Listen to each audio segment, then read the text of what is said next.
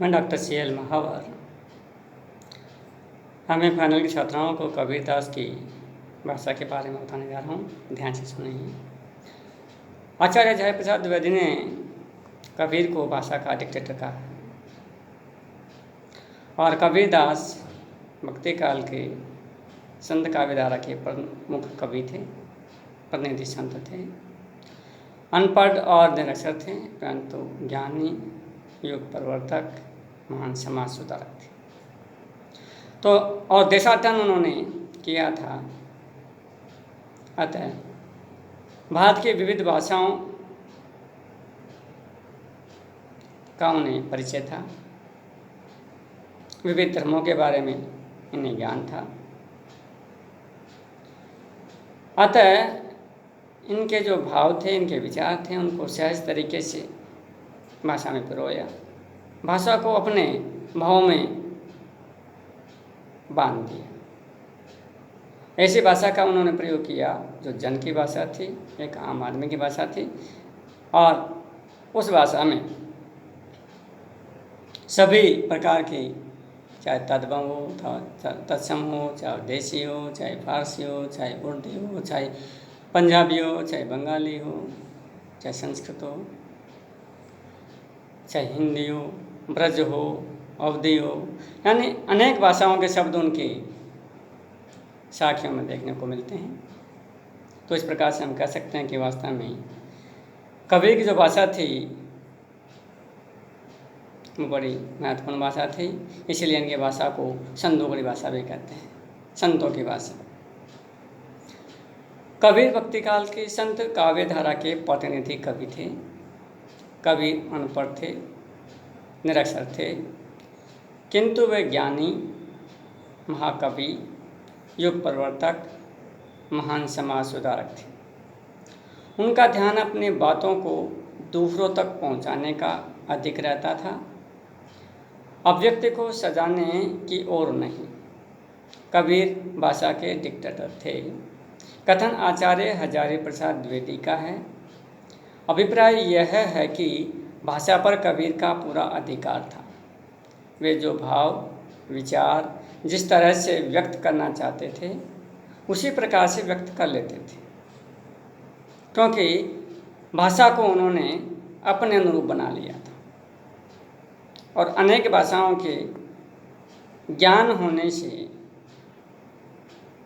भाषा में अपने शब्दों को, अपने विचारों को व्यक्त करने में कहीं कबीर को दिक्कत नहीं आई। अतः कबीरदास की जो भाषा थी बड़ी सहज, जन भाषा, जन जन को तक अपने विचारों को बताने वाली भाषा थी। वे जहाँ जिस भाषा का प्रयोग करना चाहते, सरल, आलंकारिक, प्रतीकात्मक, क्लिष्ट आदि वैसी भाषा का प्रयोग में ला सकते थे। कबीर की भाषा में अनेक देशी शब्दों एवं बोलियों का प्रयोग हुआ है। इसी कारण उनकी भाषा को संदूकड़ी भाषा भी कहा जाता है। कबीर की भाषा की विशेषताएं निम्नानुसार हैं। क्योंकि उन्होंने भाषा के ऊपर ज़्यादा जोर नहीं दिया, भाषा स्वतः ही, चाहे अलंकार हो, चाहे प्रतीक हो, चाहे क्लिष्टता, अपने आप आई। उन्होंने भाषा पर ज़्यादा मशक्क़त नहीं की, भाषा पर ज़्यादा जोर नहीं दिया कि मैं भाषा को इस प्रकार से बनाऊं। तो इस प्रकार से हम देखते हैं कि उनकी जो भाषा थी, जो संदूकड़ी भाषा थी, विभिन्न देशी भाषाओं का, बोलियों का प्रयोग उन्होंने अपने साक्षी शब्द और अभिनय किया, जो निम्नानुसार है। नंबर 1, अर्थ गांभीर्य।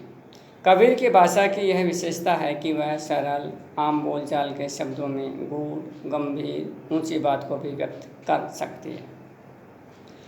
अब जो गूढ़ बातें थी, जो गहरी बातें थी, जो गंभीर बातें थी, उन बातों को भी कबीरदास ने सहज बोलचाल की भाषा में, आम जन की भाषा में सरलता के साथ में अभिव्यक्त थी।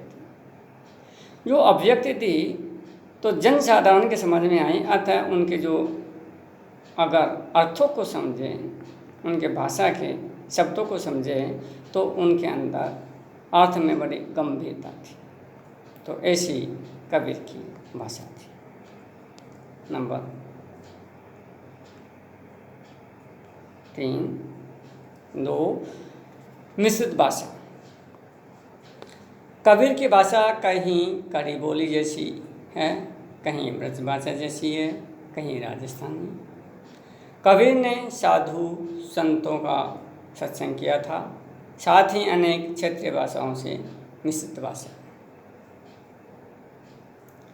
क्योंकि कबीर की जो भाषा थी उसमें सभी भाषाओं का मिला जुला रूप देखने को मिलता, इसलिए कहते हैं कि उनकी भाषा में क्षेत्रीय भाषाएं, खड़ी बोली, ब्रज भाषा, अवधी भाषा, राजस्थानी, साधु संतों का जो संघ था उनकी भाषा, तो अनेक क्षेत्रीय भाषाओं का प्रयोग उनकी शब्द साक्षी और रमन में मिलता है। खड़ी बोली तो है ही। जो क्षेत्रीय भाषा हैं, क्योंकि उन्होंने देशाटन किया था, देशाटन करने से विभिन्न स्थानों की जो भाषा थी, बोलचाल की भाषा थी, वहाँ की जो लोक भाषा थी, उसका प्रयोग अपने साखियों में जो किया, ये बड़ा महत्वपूर्ण था। अतः इनकी भाषा में मिश्रित भाषा का प्रयोग हुआ। नंबर 4 जन भाषा। कबीर की भाषा जन भाषा, उसमें लोकोक्तियाँ और मुहावरों का प्रयोग हुआ। क्योंकि कबीरदास ने जो भाषा का प्रयोग किया, कबीरदास ने जिस भाषा में अपनी अभिव्यक्ति दी, वह जन की भाषा थी।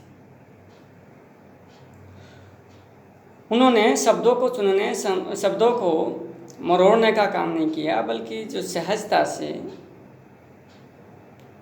जो भाषा आई, जो सरल तरीके से अपने भाव को व्यक्त करने की जो भाषा निकली, वो स्वतः एक सहज रूप में आई। और साथ में उन्होंने ज़्यादा प्रयास नहीं किया कि उनकी भाषा के अंतर्गत लोकोक्ति और मुहावरे हैं, सहजता के साथ, सरलता के साथ में जहाँ उचित बना वह अपने आप उनकी भाषा में लोकोक्ति और मुहावरों का प्रयोग स्वतः होता चला गया, जो कि बड़ी आकर्षक, बड़ी प्रभावशाली एवं लोगों को मन को छूने वाली भाषा थी। नंबर 5 स्वच्छता की प्रवृत्ति। कबीर ने विकृत रूपों का बेहिचक प्रयोग किया, उन्होंने भाषा के क्षेत्र में स्वच्छता अपनाई। कबीरदास ने जो विकृत शब्द थे, विकृत शब्दों को उन्होंने लिया, लेकिन बेहिचक किया, कोई कोताही नहीं बरती, पर शुद्धता थी, स्वच्छता थी। क्षेत्रों की भाषा थी, उसमें भी स्वच्छता के साथ में साफ सुथरी भाषा का प्रयोग किया, जिससे कि सुनने वाले, पढ़ने वाले लोगों को अटपटाने लगे या बुराने लगे। भाषा थी सहज थी, सरल थी। शब्द चाहे विकृत रूप के शब्द आए, लेकिन उनको भी उन्होंने इस रूप में पिरोए कि वो अपना अर्थ अपने गंभीर था, अपना सार्थकता सिद्ध वहाँ पर करते थे। अतः उनकी भाषा में स्वच्छता की प्रवृत्ति थी। नंबर 6 विशाल शब्द भंडार।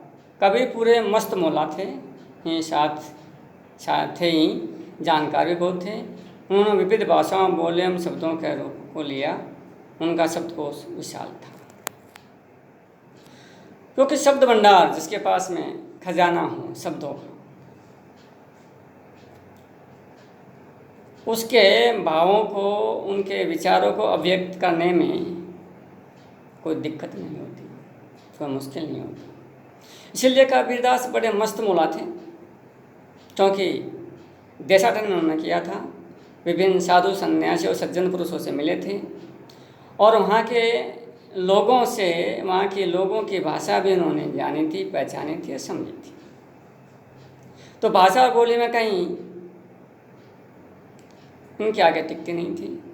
सभी भाषाओं, सभी बोलियों, सभी शब्दों का उन्होंने प्रयोग किया था, क्योंकि भाषा के बड़े विशाल शब्दों का भंडार इनके पास में जो था, उसका प्रयोग किया था।